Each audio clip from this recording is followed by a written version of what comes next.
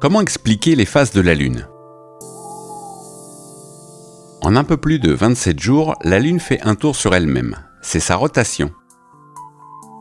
Il lui faut le même temps pour faire un tour autour de la Terre. C'est sa révolution. Sa rotation et sa révolution ont la même durée. Elles sont synchrones. Voilà pourquoi la Lune nous présente toujours la même face, la face visible.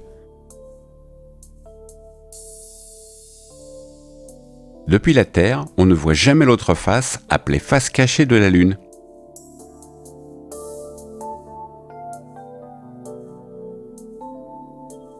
Quant aux phases, elles résultent simplement d'un jeu de lumière.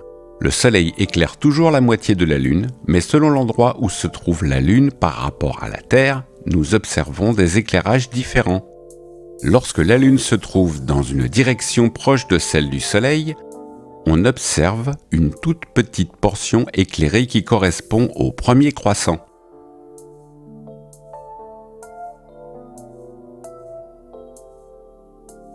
Le temps passe, la Lune continue son trajet autour de la Terre et quelques jours plus tard, le premier quartier apparaît. Le Soleil éclaire toujours la moitié de la Lune, mais depuis la Terre, nous ne voyons qu'une partie éclairée.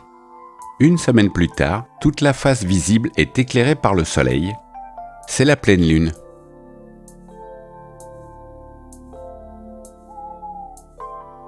De nouveau, une semaine passe, c'est le dernier quartier.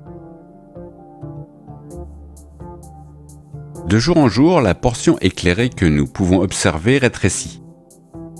C'est un croissant de lune qui devient de plus en plus mince jusqu'au dernier croissant, et ensuite, c'est la nouvelle lune. Au moment de la nouvelle lune, la lune est présente en journée dans le ciel. Elle est noyée dans la lumière du jour, nous ne la voyons pas. Le soleil éclaire sa face cachée. Il n'y a aucune lune à observer dans le ciel cette nuit.